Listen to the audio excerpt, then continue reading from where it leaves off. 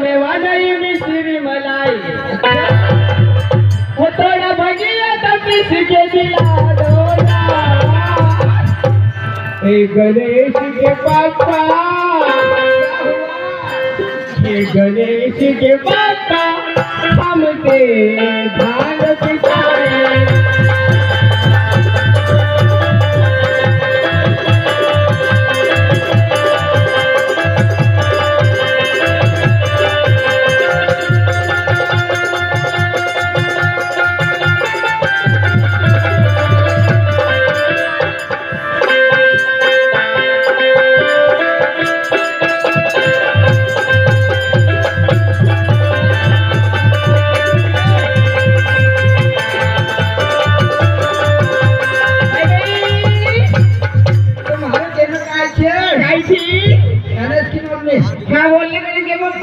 छाया कानूस मत करते।